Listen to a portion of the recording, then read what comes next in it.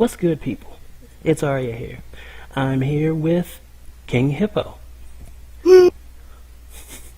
And we are actually here right now to talk about the current goings on in the WWE. I've got lot of things. Yeah, we must, because I've got a lot of things that, I feel like I want to touch on, but I really only want to touch on, the main things, the meat of what's going on in the company right now, right? In regards to storylines and everything.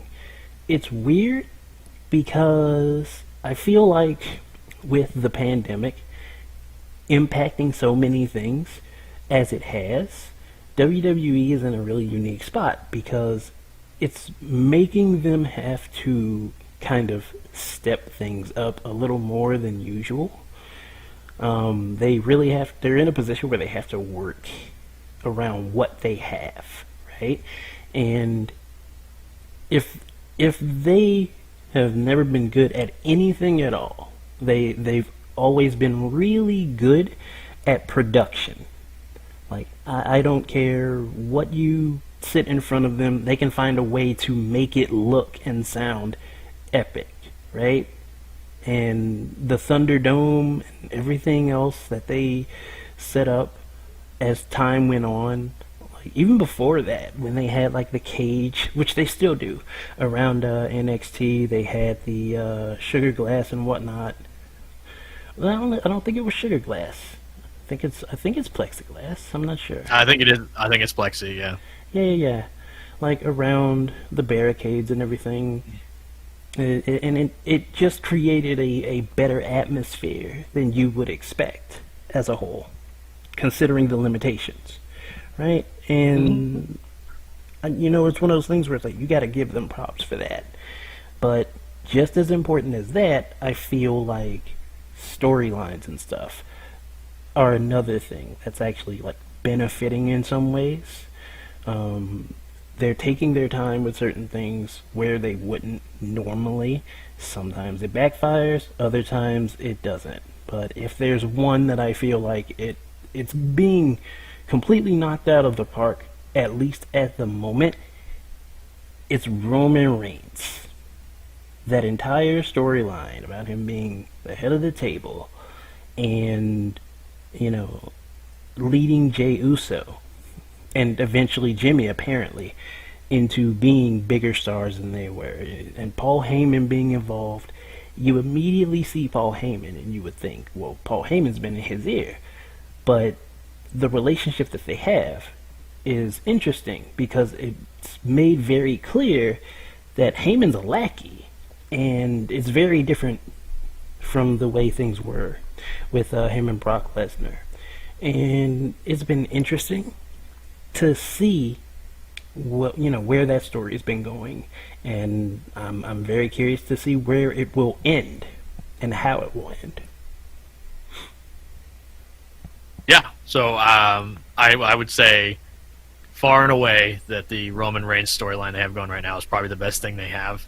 Mm-hmm. And it started off, and Arya, you made a great point, that it, because they do this all the time, so I was sort of, when it was first starting, I was fading out because I think Roman Reigns is very, very talented. I think he obviously, he could do anything they wanted him to. They just have bungled him so bad for the past 7 years that you kind of just get, fatigue after a while. But this whole run here as the tribal chief and all this stuff has really kind of elevated the parts of him that should have been emphasized 6 years ago, but I guess better late than never on that because he's great. Oh, definitely. But and the thing, when it started and Jey Uso was going to be in a WWE Championship match, because they do this a lot. They don't have a sense of continuity. They just kind of want to focus on the now. So it doesn't matter that Jey Uso has literally never been in singles matches that aren't against another tag team person. He just was going to be in the WWE title match, and that was it. And they do that all the time when they want to elevate someone. They don't do a period of them kind of getting over with matches or something like that. It's just going to jump right to the story. They did that with Jinder Mahal a couple years back. To far less success. So I was a little skeptical, but obviously they made this more of an angle than truly elevating Jey for the moment, and he's now it's so they didn't have a competitive match, which is what I was nervous about because I'm like Jay going against Roman and they're like going even and like he's kicking out of moves and stuff. You can't do that style of main event, and they didn't for once because once they do that, it's like Jinder was having matches where he's kicking out of big moves and stuff, and Jinder's never been like anything but a mid-carder or even a jobber before, so felt really goofy, felt really wacky. But with Jay, they've kind of made it into more of an angle, which I think is great. It's great for Jay, it's great for Roman, and all the Usos. And I think Jimmy was injured at the time, so they were just making use of Jay while they had him. Right. And I think it's been really great stuff. I think it's really good. It's a bright spot in what I would consider an otherwise pretty dour overall product, for sure. Yeah, definitely. And like I think it's super interesting to see like the role that Paul Heyman is playing in all of this because like he had his relationship with Brock and it was very clear. He's the advocate. He's the hype man, right? But he also does things to put Brock into positions that benefit Brock. And with Roman makes it excessively clear. You're not here to do that for me. You're here to make sure that things that I shouldn't have to do are taken care of, right? And I find that all kinds of interesting because you never would think that you would see somebody like Paul Heyman, who's always been kind of sniveling and manipulative in some ways, just kind of kowtowing to anyone. But there he is. Yeah. It's interesting, and I think it's because it's Paul Heyman probably doing a lot of the legwork for this one as far as coming up with it. He has all his faults for sure. I mean, he's got a million of them, but one of them that he's always been great at is remembering kind of like that it's a long-term kind of storytelling thing. So he doesn't forget that he's been Paul Heyman as it is, and that it hasn't worked before for other wrestlers. So like there was a time when they were putting him with like Curtis Axel and Cesaro. And it was just they would dub them Paul Heyman guys, but it didn't get him over. I mean, you had to present a better product than what they were doing. So Paul, being Paul, just as the same he would with Brock Lesnar, didn't get those guys over. Then they tried something a little bit different with the Ryback when he was feuding with CM Punk, where it was like I don't even know how to describe it. Like he was in love with Ryback almost. Like he'd look at him like lovingly, and like they had this kind of weird like he'd carry him because I think Paul was injured at the time or something, but. It's really weird kind of thing that they tried, but the Ryback just wasn't. Him and CM Punk just weren't working together very well, so it didn't work out very well. But now he's trying to break the mold again, which again, it's Paul Heyman. He always is trying to come up with something new, and I think it works. Yeah. I think Roman cuts a more intimidating figure in a sense, not maybe more intimidating than Brock Lesnar, but what I mean is like maybe a mean streak. That's not just like, oh, he's a big dumb idiot. Like it's like a very cruel. Yeah, I mean Brock, he's gonna bounce around and stuff, and he just is. He's like a big high school jock bully. But like Roman Reigns is more like he's Percy Femur from Doug. Yeah, exactly. That's a great way of putting it, and it's just he's way more intimidating and like. It's the kind of psychological stuff that Brock can't do because Brock can't cut promos. I don't know if you ever heard Brock speak.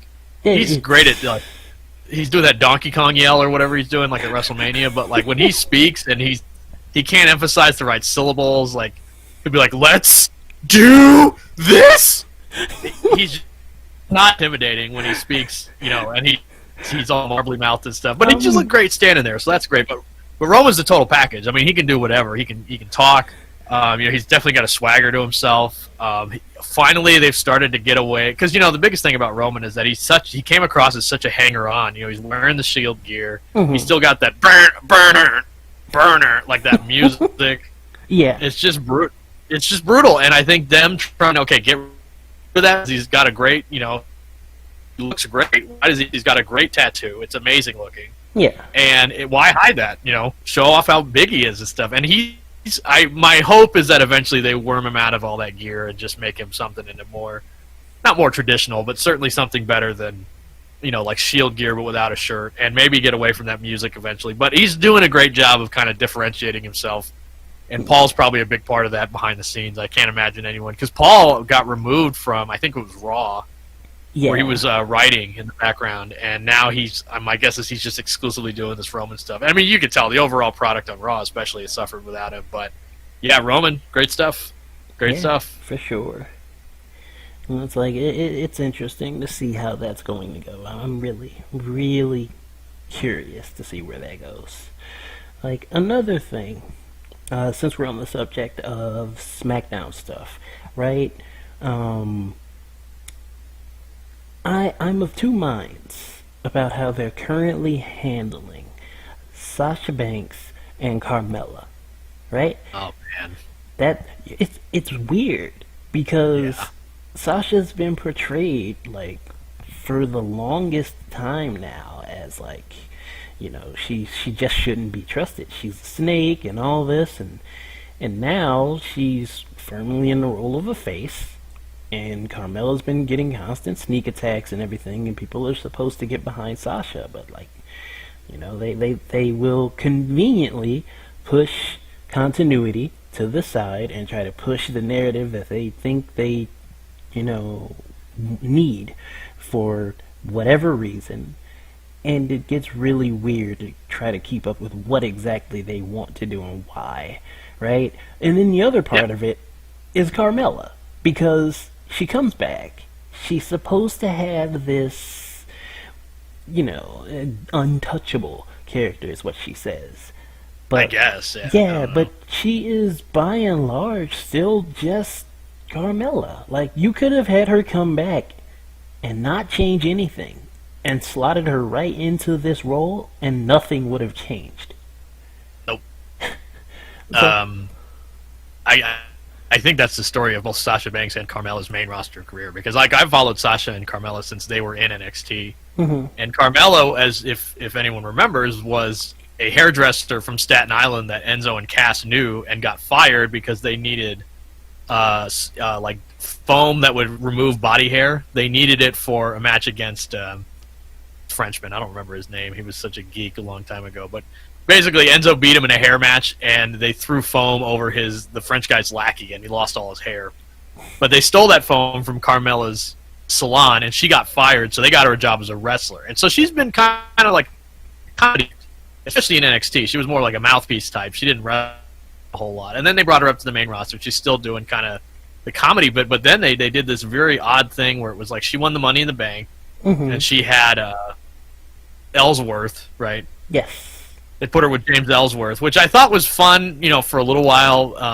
And then it And wore out its it's welcome real fast.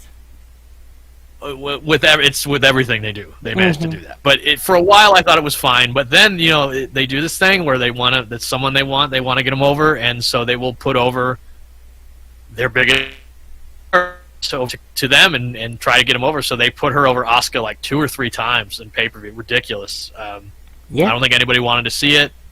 Don't think anyone. The matches weren't good. I think she beat Charlotte too, clean, and it's just. I think they had a shark cage match where Asuka was like the biggest idiot man, and just constantly going after Ellsworth and stuff. And it's just, and again, the 2-man comedy duo of Carmella and Ellsworth was like taking the heat away from Asuka. So it was just a total mess, and she kind of fell back into a comedy gimmick with R-Truth, Yeah. and then.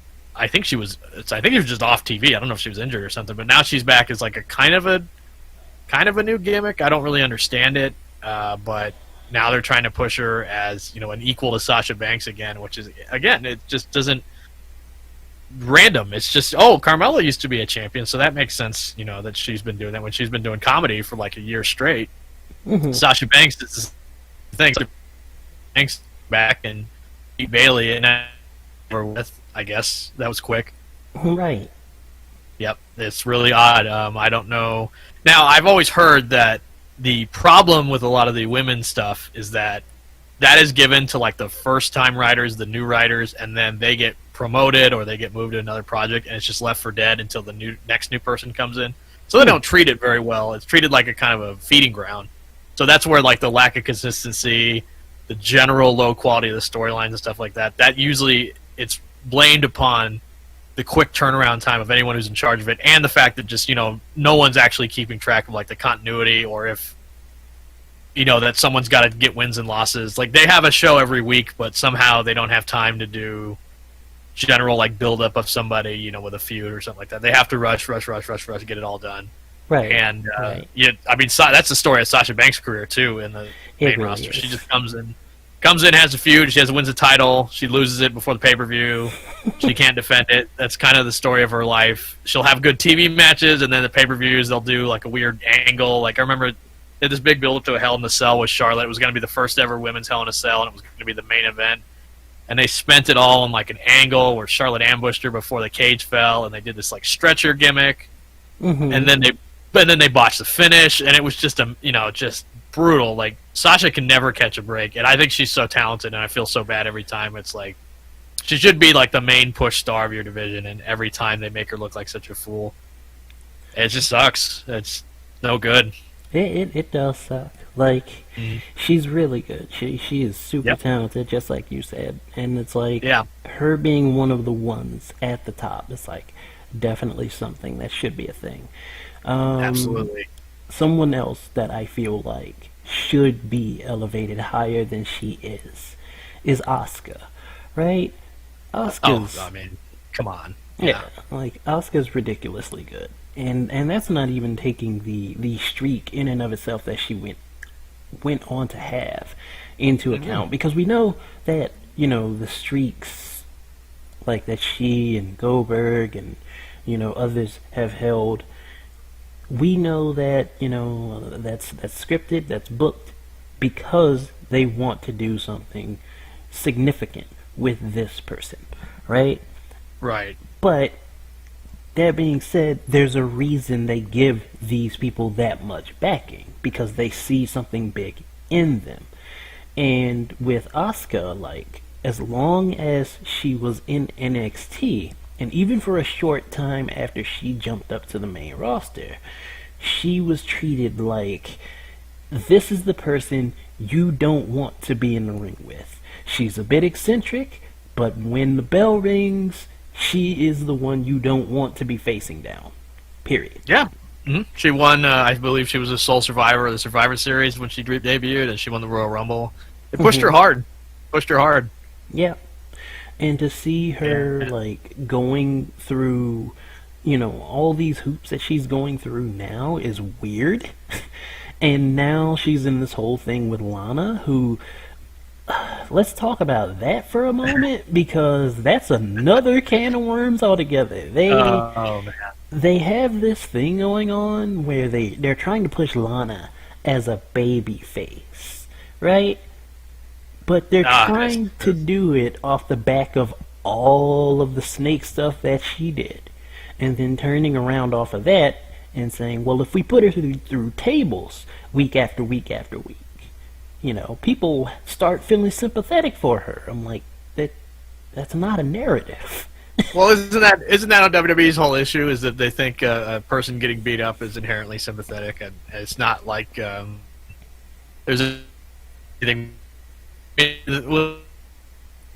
telling me every day. Like, this is one of those WWE things where they're obsessed with, okay, you have to get in the ring eventually. Like, you can't just be a manager. You can't. I'm sure CJ Perry, whatever her real name is, I'm sure she's very athletic. She clearly has, been wrestling for a long time. She's been in the ring and stuff like that, so that's all good. But we all know that her biggest strength was as a mouthpiece for Rusev, now Miro. Yes. And whoever else. And so anytime she's pushed in any sort of capacity where it's like we have to take her seriously as a wrestler, it's totally phony. And this new gimmick where it's like Nia Jax made her cry and put her through tables, so now she's like the big time baby face. And then like doing these heel moves, like these weasel moves where she's the sole survivor because she was sitting out on the ring steps and she's celebrating like she won the world championship. No, which again, I don't think those are babyface moves. That's like what scumbag James Ellsworth would do or something like that. Yes. It's not really endearing, I don't think. And I mean, nobody's watching the product anyway, so it's impossible to gauge whether or not anything's catching on. I just don't think this is, but it's really like I don't get why Lana is. They're obsessed with Lana, making her like first of all a babyface, ridiculous. Look at her. Yeah, I think it and what I really don't like is I think it piggybacks off the very real, like I think she had like a Chronicle or some documentary series where she talks about how pandemic's made her depressed, and that I think her mom got COVID and Rusev got COVID, and it made her like. And they use that, and this is a big problem with WWE also. They blend this real life and the fake stuff together, and to then just make it more fake in the end. Mm-hmm. So it's like they want you to feel bad for C.J. Perry the person. But when Lana's on TV, it's a completely different character, but you should also still feel bad for her. It's very strange, and I don't know who it appeals to beyond like hardcore wrestling fans in their 30s and 40s, which is their main audience at this point. Yeah, for sure. And very good point about like them trying to blend things with the character and the real person, right? Like there's a time and a place and a way that you do it. I think that the way that WWE got behind the New Day for a number of years is a proper way to do it, right? Because the thing about the New Day is they were heels, that they were good guys, but they were legitimately entertaining, right? So even though at first everybody was annoyed and they were like, this gimmick's gonna die a death very slowly, like they stuck with it. And they were true baby faces at first too. That was the big issue. Is it wasn't a character. And when as soon as it went over the top enough to be a heelish character, that's when it got entertaining. And I agree with that absolutely. Yeah. Yeah. And then like after they got to the point where it's like, yes, it's clear that they're heels, but they're also excessively entertaining and people are into them. Then they shifted gears and made them faces, and it just made people want to cheer them even more.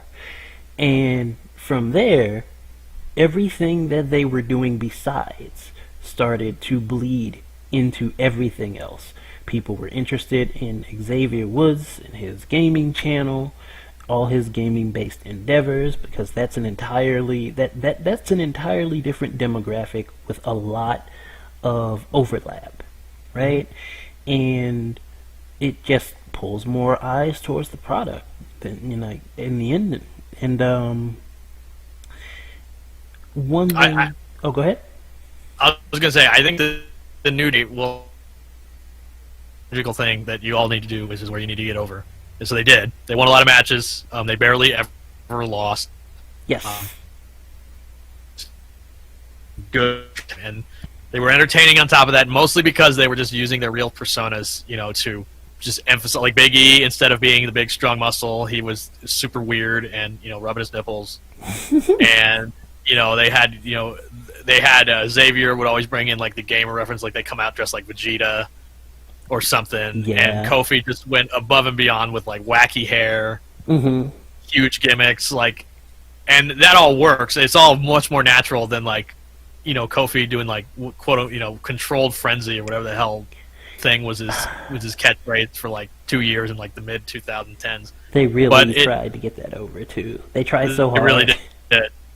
They really did. And the New Day cycled through a few things because at first it looked like a grievance angle where Xavier Woods came out as like an educated guy and he was like, you and I, me, Big E, and Kofi Kingston, we're smart guys, and we're being held down. And they kind of went with an angle where it was like, okay, maybe they're going to do some sort of grievance angle, but then it turned into the New Day, kind of the, I don't want to say like minstrel, but it was like close to that, right? Like it was definitely, it was dancing along that line, I would say. And then they became over the top heels, and that worked a lot better. And then they got over, people liked them, and then they made the natural switch to being baby faces. Yes. And it worked brilliantly. And all those guys are super talented. They were allowed to have big, long tag matches with like the Usos and the Harper and Rowan, yes, bunch of other good teams, and that's just how they got over. And it was over the period. I think they only broke them up recently, so they were on strong for about 7 or 8 years. And that's how you do it. That's an award-winning team. Kofi's run to being the WWE champion was highly, highly informed by the New Day's arc of them being, good tag people, maybe good singles mid-card title, but never quite the main event. And Xavier and Big E hoisting him into that position, even though they almost fumbled the ball in that build-up where they had to have like Big E and Xavier had to win like a gauntlet match and all that stuff. It eventually built up to a great moment when he finally beat Daniel Bryan and they were celebrating the ring together and all this stuff. So again, it's investment over a long period of time, and Right. with the New Day, it absolutely works. But everything else is just amnesiac. Amnesiatic. I don't know how to say that, but like it applies on you punching yourself in the face and forgetting Yes. all the history about it. So like, but they also rewrite it constantly, and like it's always like, I mean, because I've been a fan. I don't know how long you've been watching yourself, but like I've been a fan since the Attitude Era when I was that young, and I remember everything to a fault. Yeah. And it's tough to like, okay, like that DX invasion thing wasn't that big a deal, but according to you guys, it was the biggest thing that ever happened. Okay. Yeah. Or just all this, all the rewriting of it all to be like, where their own history is, and Triple H is like this, Ric Flair like superstar, ridiculous. Yeah, definitely. But New Day stuff. It's hard to hide from.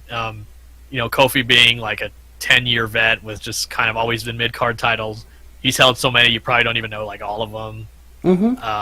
And it just totally worked over a period. And he had that just embarrassing where they made him lose to Brock. Yeah, 8 seconds, and just to do an angle with Cain Velasquez that lasted 8 seconds in the match. Never went anywhere. Brutal stuff. But that was, now, to be fair, the pandemic probably got in a little bit of the way of that, so I'm not going to hold it too much against him. But still, it sucks. They just, again, Kofi's never going to go again. He's going to get to be a former WWE champion. And it means nothing, ultimately. Like, that's the sad part. Like, obviously it means something to the fans and anyone who, saw Kofi being the first, black WWE champion as a big deal. Obviously, it means a whole mess of importance. But to them, it's just, he gets to have that in his profile, and now he's a former world champion, and that's all you can have. It's like when Jack Swagger or Jake Hager is a former world champion, too.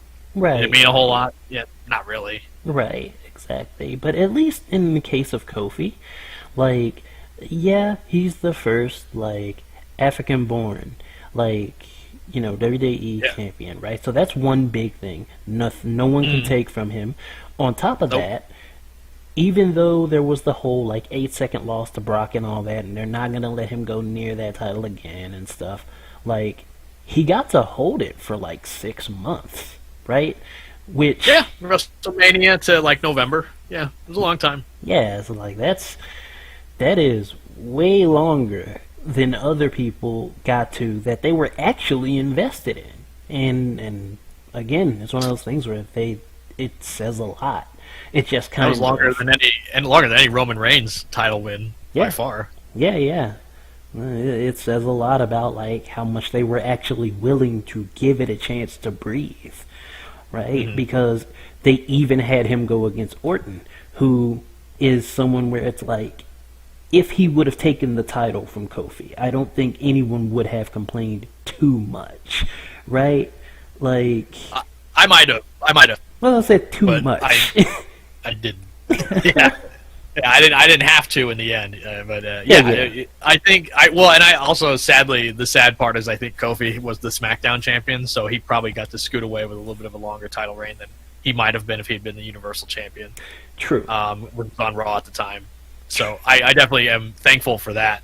Yeah. And he didn't get nearly any angle burial as bad as like having to carry like Baron Corbin and Lacey Evans in main event matches with his girlfriend. So also true. Yeah. So he didn't have to do anything like that. So props to him. He got to do like their feuds with like I think Samoa Joe and Orton, and I think it was those two that carried in the summer, and those were fine. I mean, they weren't anything amazing, but they were fine. He got to be a WWE champion. That's cool. It was cool to see him with the belt. Yeah. Yeah, of course, Dolph. It should have been me, Mr. Ziggler. Did he have a feud with Dolph? I swear to Christ, if he had a feud with... I can't even remember. That's how bad it is. Kofi definitely did have a feud with Dolph. Their matches were okay, and like... What is with Dolph Ziggler? Get him out of here. And it's so bad. I don't know. Because it's like... It is. He's not bad in the ring at all. He's actually pretty No. good, right? And like, I would have said, around like 2014, I've been like, oh yeah, Dolph Ziggler, absolute fire in the ring. Like, you get him in there, he'll have a good match. Nowadays, they're not even having great matches anymore. yeah, He's just okay. That's the thing. Like, they keep putting him in he's in tag matches and stuff, and like, you can tell that he's mostly in there to sell stuff, and then he's mostly out. Like, the last time he won a match was a tag match with Robert Roode, and that was like recently, and it's been so long. I don't even the thing with him that sucks is that he'll come in and be like, his gimmick is another one where it's like half real life, half not, where it's like half his character, if you want to call it that. It's like his grievance with being a good professional wrestler and having great matches, which to me is always terrible. That's one of the blending real life things that they do that really annoys me, is like, they will put together feuds that are like, well, this match in ring will be great, and that's pretty much all they care about. And then the match happens, and it obviously sucks because, like, I remember he feuded with Seth Rollins for the Intercontinental title, and it was like, they were really pushing like, oh man, they got to have an Iron Man match because it'll be great, and it stunk. I think it main evented a show, and the fans chanted boring, and like, were super not into it, and like, it was a bullshit finish too. And Seth went on Twitter and was like, man, the fans don't know what they want, and blah blah blah. And it's like, the only thing selling the match was that you guys were gonna have a good wrestling match, which again, I can't imagine that really draws people in to like, oh man, well, we don't even care about these guys normally, but their match will technically be solid. Yeah, which and it's like, yeah, it's so lame. It's not a good way to do wrestling, and they do that so often with like the guys they don't care about that much. They're just like, well, they're gonna put on a wrestling classic, a clinic or whatever, and I don't care. I don't care. They do that. I can watch that anywhere. Yeah, they do that with people they don't care about. They also do that with people that they do care about, and that's kind of the problem, because like, do you remember AJ Styles and Shinsuke Nakamura? Right? Oh, that was the build for their WrestleMania match. Yes. Oh, they were going to have a great match because they had a great match in a promotion we can't reference. Right, and the thing about that, right? AJ Styles is so good, right? Like, Shinsuke, I give him all the credit in the world because he's really good himself, but like, I don't personally feel like he's AJ Styles good.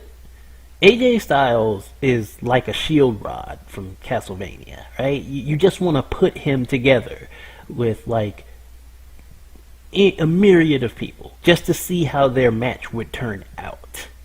And that says a lot about his ability in the ring, right? So that by itself, knowing that Shinsuke was as solid as he was, right, it made me curious. I'm like, let me go and see their match from Wrestle Kingdom. And because this is obviously coming from somewhere, like, people are extra excited. And I watched that match and I'm like, this is actually really good, right? Oh yeah. So then they started hyping this match, and I'm like, this isn't going to live up to that. It's not. I can feel it in my bones. I remember I was watching it with my friend Stephanie. We were at her apartment, and we watched WrestleMania that year because I was visiting for a convention, and so we watched WrestleMania, and we both have the feeling like, this match is going to be pretty good, but it's not going to be like a 5-star classic. And sure enough, it was a match. Mm-hmm. And it was to set up an angle more than anything, which was Shinsuke's heel turn. Yeah. But, I mean, there was nothing. That was almost completely out of nowhere. It was surprising. I enjoyed it. I love Shinsuke's gimmick is like a dirty sack smasher, just a dirty ball beater. Like, he'd hit you in the nuts with just a low blow that was so brutal. I love that gimmick. Cold clock and cock Shinsuke, I love it. And their matches that followed up I thought were very entertaining. I believe they had a last man standing match that I thought was pretty good. Mm-hmm. And so that was fine because there was a story there. There was something you could put your hooks into. But before that, and also Shinsuke had the bigger issue of he got fed to fucking Jinder Mahal. I think the previous year sucked ass. Mm-hmm. And it was around the terrible. time when they should have actually been backing Yeah. Shinsuke really hard. Yeah. Because he came Yeah. in Oh, on yeah. He should not have fire. been jobbing to Jinder. Yeah. Yeah. And Shinsuke, I think, is great. Obviously, of that generation, I think he's one of the better wrestlers that came out of it. Eventually, he had a long, hard road to go, Hmm. being a New Japan guy and trying to be the face of New Japan when they were trying to find their identity still. And he eventually did, and he's great for it and everything. But I think he's not AJ Styles in the sense of like he's not going to go in there with someone and like, oh, I'm going to shine him up and make him look good. Right. He's going to be Shinsuke Nakamura, and you're going to work with him or you're not going to work with him. Hmm. And they, when Jinder only has the one match that they had him do, which is like, he's bigger, but he needs his bullshit twins or his, his bullshit. I don't even remember their name. The Singh brothers, I think their name is. Yes. The Bollywood boys. Yes. They got to go in and run the interference, and then he's going to do his finish while they're distracted and win. He did that like twice in a row Yeah. with the Shinsuke stuff. Definitely. Same finish both times, and I'm just like, this sucks so bad. No one thinks Shinsuke Nakamura is going to lose to Jinder Mahal, and if he does, then we know it's bullshit. So it's just nobody bought it, and they fed him right away. I think Shinsuke's whole run in the main roster is like he got brought in to fight Dolph. Yeah. Kiss of death. Yeah, that is was the kiss of death. immediate, right? It was have- literally his first yeah. feud. When he got brought into NXT, they had him fight Sami Zayn, who was a former NXT champion who had just like finished his run, and he beat him, and it's like, okay, that's impressive. And they had a competitive match and all that stuff. That makes sense. Yes. Dolph Ziggler in like 2016, when it's like the last time he smelled a world title was when he cashed in Money in the Bank in like 2012 or 2013 or whatever the hell that was. Hmm. And he's last been seen feuding with like Rusev over Lana. Hmm. Him being like, I'm going to beat Shinsuke Nakamura, and they had a competitive match and all this stuff. I was like, man, this stinks. Right away, I knew. Like, I'm like, he's done. He's going up there, and he's not going to do anything cool. Yeah. And he so far, yeah, And that was right. yeah, and it's like, and it's a shame because it's like, if you're in NXT, you don't want to be brought to the main roster ever. You don't. Like, I Yeah, remember well, Tommaso Ciampa actually saying, like, on the air, if you I don't want move to. me up to the main roster, I'll quit before I go to the main roster. And I'm like, whoa. Well, yeah, well, you could tell they were angling for a period to get Ciampa, Gargano, and Cole to the main roster, and they sniffed that out right away. Yes. Which it would have been disastrous. It would have been a terrible idea. Mm-hmm. And he's right. I think because you look at all those guys that come up, and even NXT, like nowadays, now that it's weekly, is running into the same issues that their regular product is. Which I used to think NXT was great. I don't think it's so great lately. I think there's great angles. I think there's great matches, but I think the majority of it is not as good. And it runs into the same problem that the main roster does, where it's show after show, week after week, and it's hard to get invested because they'll use them over and over again. And there's just certain things that I think you just can't... Like, Shinsuke Nakamura is not the guy who needs to be in a tag match every show. Or needs to come out and do... Like, you see, his entrance is special. Yeah. That's the kind of thing. He comes out and he's got, the violins playing and all that stuff. You want to see that in person. You see it every week, it's still going to get diluted, and it's like, okay, maybe we don't have to do that. But also, like, he's just going to have the same match every week. He's going to get his 3 or 4 moves in, and that's it, and that's all you ever think about. And it's like, that'll kill so many people if they always do that. And sometimes on NXT, they get away with, like, I actually thought until he was injured, I thought they were doing a great job with Karrion Kross. I thought he was not used so often on every show. He would come out and do his big entrance, and he'd win in dominating fashion, and he'd leave. Mm-hmm. He wouldn't show up every week, and then he won the title, and I was like, okay, maybe we're moving somewhere. And unfortunately, he did get injured. But I thought they did a really good job of building him up. Yeah. Something they don't always... And that's on the main roster, there is no being subtle. There is no, like, oh, they might not... Brock Lesnar does that, and he's the most over guy on the roster. Yeah. Big shock. Yeah, right? Like, when they want to Yeah, he's push you a distracted. certain way, exactly. Like, they want to push you a certain way, like, they will, and they'll be stubborn about it, as we've seen with Roman Reigns, right? And sometimes it works out. Yeah, sometimes it works out in their favor. Like, they can bully it. But other times, you just have to go with the flow and understand that your audience wants something in particular, and it's not this. Right? I think they just want to feel like their time is worth it. You know, like, okay, like, why do people watch Game of Thrones? Like, I mean, Game of Thrones might be a bad example because people didn't feel their time was worth it, but that's just an example. Like, why do people watch TV shows? Why do they binge watch and stuff? They want to get to the end and feel like their time wasn't wasted, which isn't the greatest thing in the world, but it is kind of like that, right? Like, they just want to, you know, watch it, and they can kind of turn their brain off, but at the same time, it kind of tickles the lizard brain part of their brain. Because wrestling's not hard. Mm-hmm. It tickles the lizard brain. You know, it just is what it is. But the WWE is so averse. It's like chloroform to them, like continuity. Like, it just, they can't do it. Like, I remember sitting with my friend Stephanie again watching WrestleMania, I think it was 2018, I think, where it was like, okay, Roman versus Brock is at WrestleMania again after 5 years. And my God, he's finally going to beat him. And he lost clean as a whistle. Not only did he lose... Hang on, not only did he lose, Brock goes up the ramp, Roman sits on the apron, and WrestleMania, the granddaddy of them all, the showcase of the Immortals, ends with Roman Reigns walking up the ramp with his head down. All it was missing was the Charlie Brown. Boom, boom, boom, boom, boom, boom, boom, boom, boom. Like, what? It's insulting. And then my favorite part about that Roman WrestleMania thing was the next night he cuts a promo where he's like, you know, I was walking around and everyone was looking. They wouldn't even look me in the eye. And that's when someone took me aside. They smartened me up. Like, he was trying to make it seem like they worked an angle on him in the back. That he found out he was going to lose that day.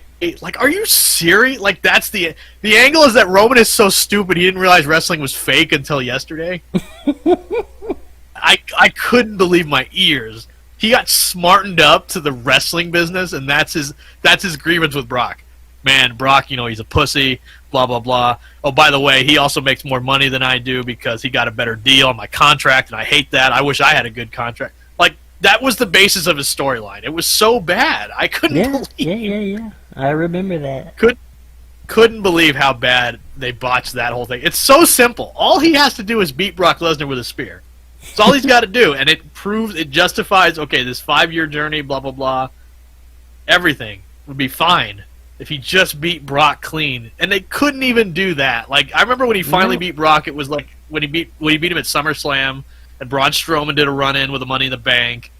It was all a bunch of hooey, and he finally beats him.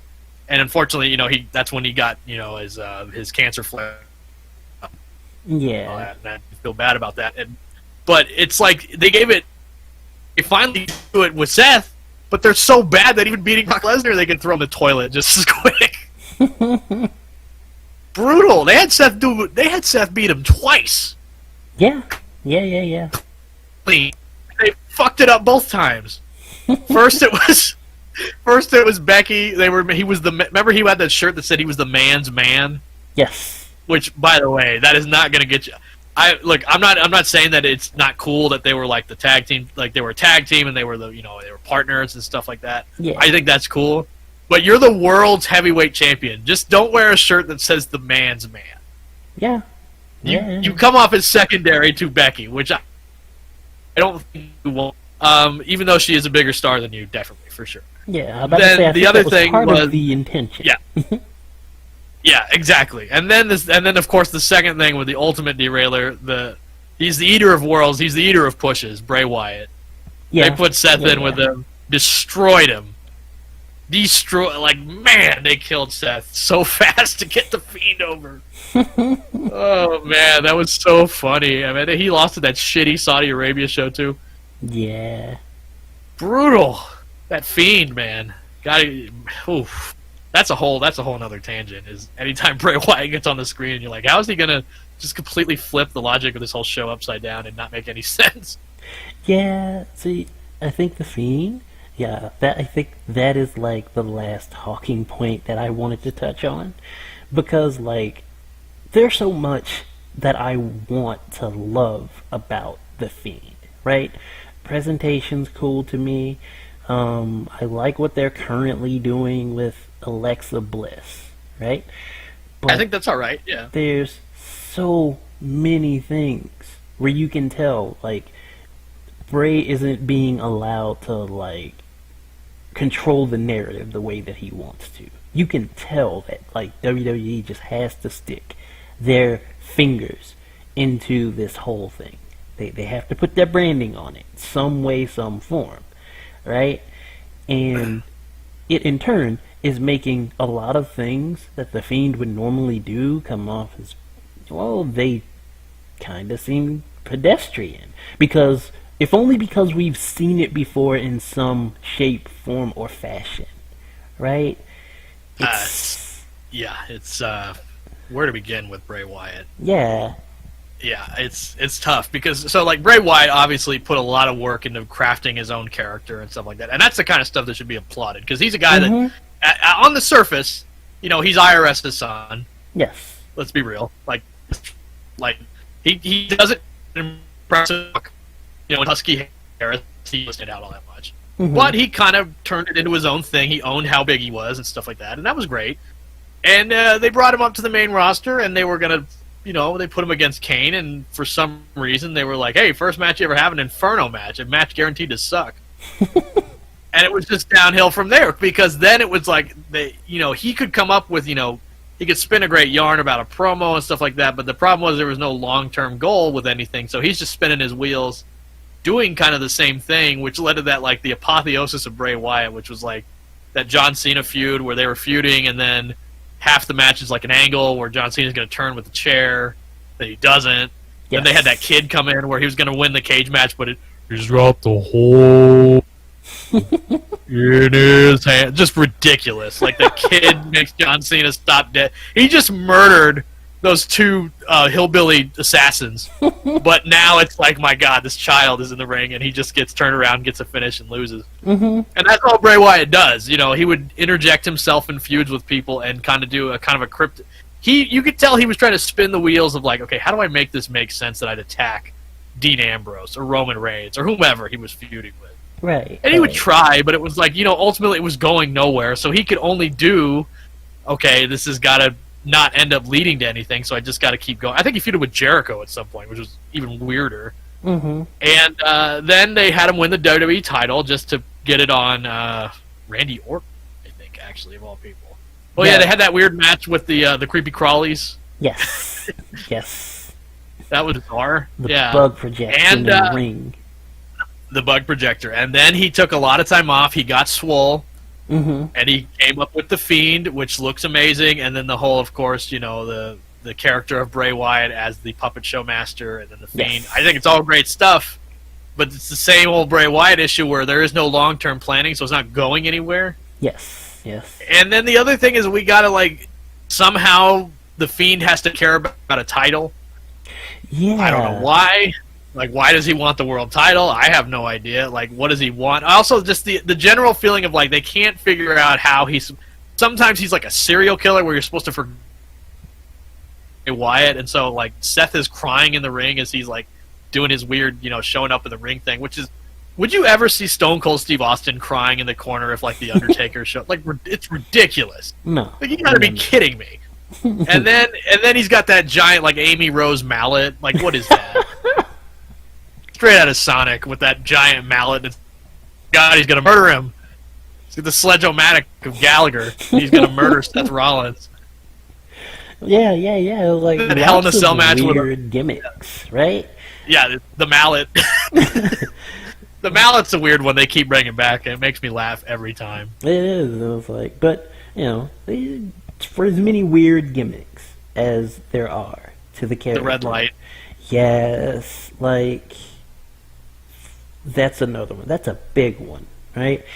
For as many weird gimmicks as there are to the character, the Firefly Funhouse match that he had with Cena, that one almost makes up for a lot of those weird gimmicks because it was very smartly put together. And I was surprised. I was honestly surprised that Vince gave a lot of that the green light. But the thing that actually gets me the most is that by the end of it, if we're going with the narrative, he literally erases John Cena from existence. And I'm like, It blinks him out of existence. Yeah. Yeah. I'm like, oh, so we won't see him anymore. We literally won't see him anymore. Like, Nope. I don't know how to feel about that, right?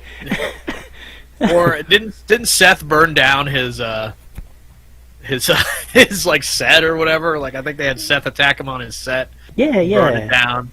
That was weird, and then it was just fine. Mm-hmm. Yeah, there's nothing about the Fiend that makes a whole lot of sense. Yeah, exactly. And I think you either own that or you keep trying to do it as they're doing it, where it's like they logic him into a hole. And then the matches are just like, for a while, first they had the red light, which was unbearable. I mean, that thing is that everyone knows a gimmick light is murder. Ask Sin Cara. Oh my god. That's murder. Yeah, that's murder. And then it's just his matches are he's not going to sell anything, and he's going to get up and he's going to do his move. Yep. And it's just it's with Brock Lesnar, it's different because he's Brock Lesnar. With the Fiend, it's just like, okay, but it's still Bray Wyatt. Like, we're not stupid. We know it's Bray Wyatt. It's not like he took a magic potion and now he's the Fiend and he's like an actual comic book supervillain. Like, come on. Right. With this nonsense that he's going to kick out of every move like at one and stuff like that. And also, you fed him to Goldberg. I've seen him lose. I've seen him get pinned, so I'm not that impressed. Mm-hmm. So it's always gimmicks with him. Like, he's never going to have a wrestling match that's like 10 minutes and they just get the best of the best. Like, because he's a big hoss. Like, he should just do big power moves and that's like it. I don't know why he's got, like, there's no, I should never see a Fiend or Bray Wyatt match where there's a rest hold or he's I don't know, like he's trying to do a move and he whiffs and he takes a big power slam. So why is he leaving his feet? Like, he's a big guy. But they always have to do their same style of match, and it is what it is, so you're never going to get past that. But the Fiend can have good matches. Him and Daniel Bryan had a fantastic strap match. Yeah, I can't remember what pay-per-view it was.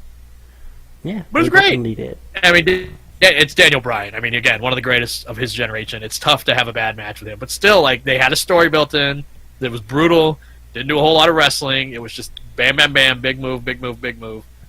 And that's what you should do with the Fiend, but they constantly put him in, like, a wrestling style match, and also he's not going to sell anything, so it doesn't make any sense. He's got that mallet, and it's just I can't. I don't blame you. It's a mess. It's a mess. Yeah.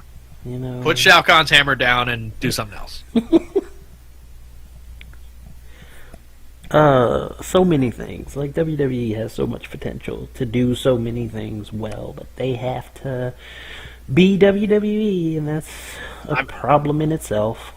I mean, it's the story of their whole, like, you know, I've been watching for a very long time, and even, you know, when I got really into it, you know, you'd watch it, you go back and watch the classics and stuff, and they had the same problem in the mid-90s, where they had a top-heavy main event with a guy who was not over getting pushed as the champion, Diesel, and he was not over, and he did not have challengers because they had a thin roster. Now, then it was because they couldn't hire anybody, but now it's because the roster's split. But it's like, okay, Diesel's got a feud with goddamn, you know, Mabel or Viscera or, you know, whatever. That sucks, okay, but that's got to last for 7 months, so we got to do it. And it's not good, and, you know, and it's Diesel also. He's 7 feet tall. It's kind of hard to be the big babyface champion when you're not going to lose. It's impossible to make someone lose to you. And it's just they always have this issue of like no continuity, and also like their rosters are thin, so it's like you got to elevate someone to the main event, but it's someone who's probably not ready for it yet. Like, obviously Mabel should not have been main eventing as quickly as they had him, but they had nobody, and he was really big, and he was bigger than Diesel even, so it made sense at the time. But they do that, you know, they've been doing that for years, where they try to build somebody up quickly. It ends up hurting not only the champion or the star, whoever he's working with, but it doesn't hurt them. In the end, they kind of fall back to being a bit. And I think the Viscera, the only time he ever again smelled anything was when he was Big Daddy V. Yeah. And I think he was fighting for the ECW title. And that was it. I mean, that was the best thing he could stick up with. And it's because they just, again, rushed him into the main event scene, and then he was rushed out as quick as possible. They did that with Jinder. They did that with a bunch of people that just, okay, they got to be in the main event this week, and now they're gone. Yep. Dolph Ziggler. They do it like 30 times. Yeah. And it's not, and also because you don't have a mid card that's like good, or you take it seriously, it's not like they cycle in and out, and it's like, oh, these are still top people that could eventually go for the world title too, which it should be. Like AJ Styles, for example, as a United States champion, you're like, oh, that's good. Yeah, but he's also a world champion contender anytime. Yes. And he's great, at that. But he's like the only one that's like that. Like, can you imagine like Sami Zayn's going to fight for the world heavyweight title? No way. Yeah. Like not with his current gimmick where he's like what, an annoying DSA member. I think that's his gimmick now. Yeah, with some build-up, he'll be okay. But right now, nah. Yeah, and as soon as he loses the title, they're going to be like, okay, we need a 2-month feud for McIntyre, whoever. Put him against Sami Zayn. They'll have good matches. Mm-hmm. But it's ridiculous. It's Sami Zayn. Like, what is he going to do? His own boot, his finisher's a boot, and it's inferior to McIntyre's. Like, what are you talking about?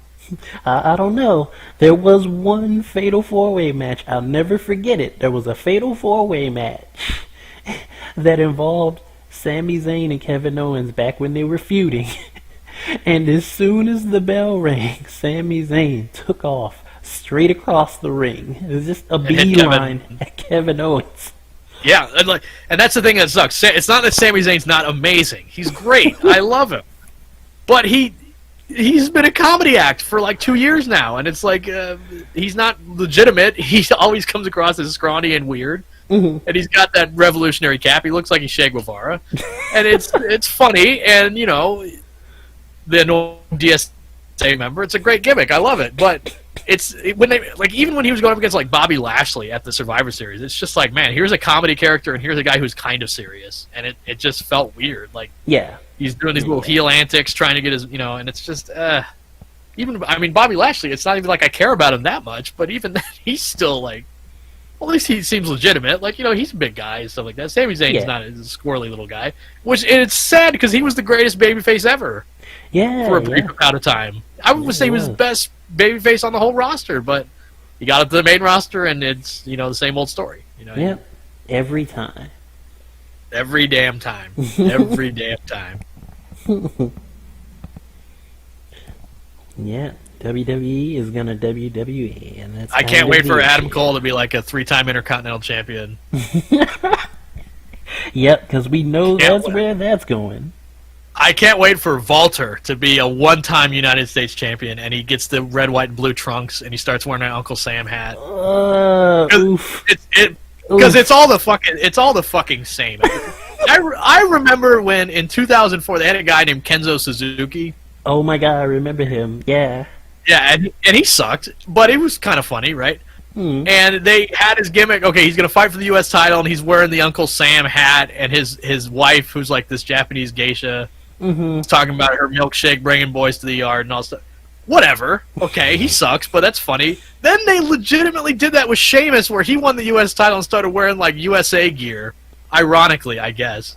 And that's stupid. But and then Shinsuke won the U.S. title, and he came out dressed like that too. Well, I don't think he came out dressed like that. But one thing that I've seen a photo shoot of him in the outfit. Like, I've seen it. Oh, well, I stand corrected. But I do remember, more than the outfit, that he came out pushing the United States of Nakamerica. And I was like, no, shoot that dead. Yeah, well, I mean, yeah, but they always do that. And like, even Rusev was the foreign heel for a brief period of time, where he was the United States champion and whatnot. It's that belt only exists to have foreign heels win it and proclaim they are the United States champion. Like, that's all it exists for. And that's obviously, if Walter got to the main roster, it wouldn't be like, here's this giant man, he's amazing. It'd be like, here's this evil, like, Axis of Evil World War I era foreigner winning the title. He's basically Von Kaiser from Punch-Out at that point. Oh, jeez. I know it's coming. Like, I can already see it in my head.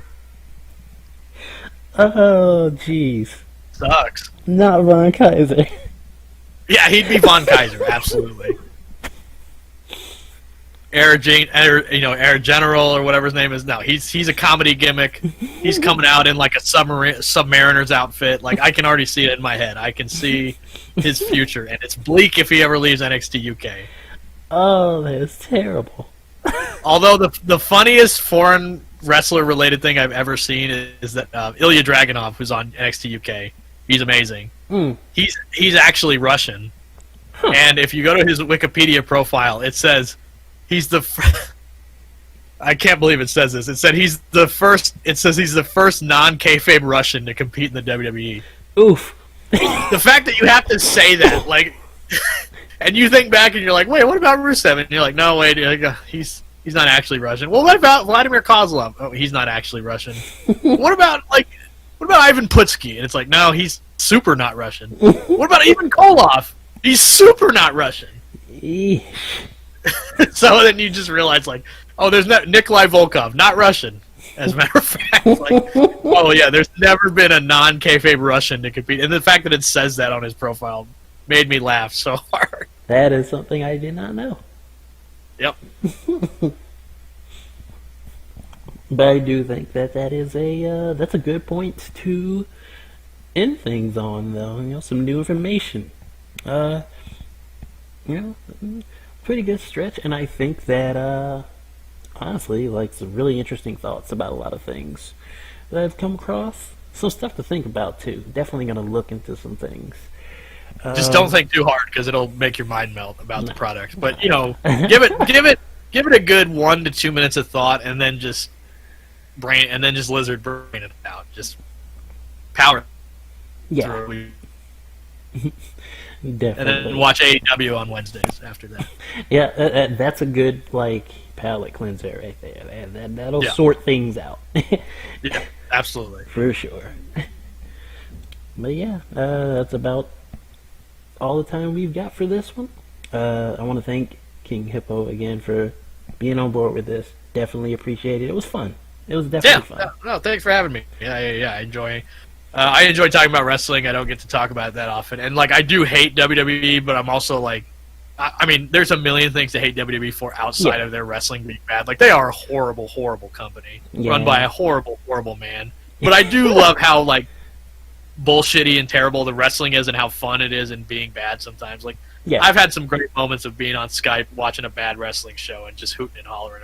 I mean, when I was growing up, one of the first things I ever saw was, like, WCW in the midst of its death throes in, like, 98, 2000. Mm-hmm.